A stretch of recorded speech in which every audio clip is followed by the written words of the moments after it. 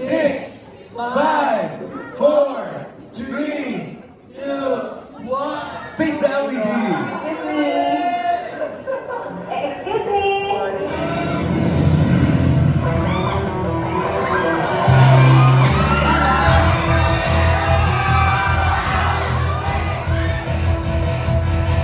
Ito ba yung section E?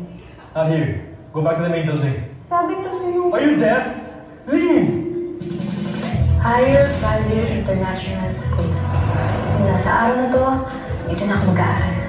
Kaya mo yung JJ. Wow! Mukhang mahilaman lahat ng tao dito ah. Excuse me po. Saan po ito? Section A? Ew. Ano naman sa section E ako? Wala naman siguro masama maging section E.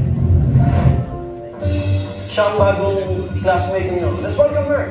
Have a seat. Welcome to Section E. Mr. President, wala ka bang question sa bagong transferee natin? Are you still a virgin? Okay, di ka muna. Because I'm the one who's gonna make you disappear from this world. Anong pagkatapos sa section E? Wala naman talaga yung section yun. Nagkakaroon lang pag may mga students na nagkakaroon ng kaso. Mga pasaway. 3, 2, 1! Bakit po unang babae sa section E? Nalilipat din agad ng section. Siguro dahil hindi naman ganun kabalambado ang mga babae sa school.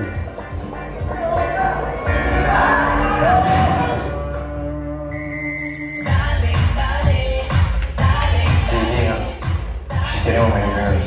She needs to drop out or transfer. I don't care. I want her out. Let's see if you can catch this!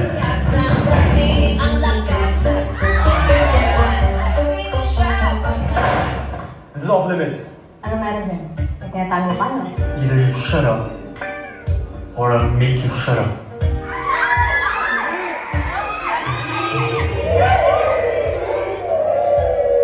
You look like husband and wow! I'll make her fall through, and then I'll break your heart. Yung mga babae, gusto nila sa mga easy, kinikilig lang sa ganyan. Aray! Pag ako nag-Voldemort dito, alam mo dapat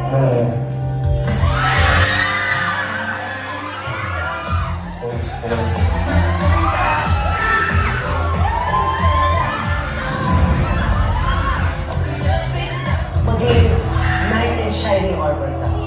O kaya gamitan mo ng push and pull method. Minsan, magiging sweet ka, tapos biglang wala kang interest. I swear, ayaw ka natin yan.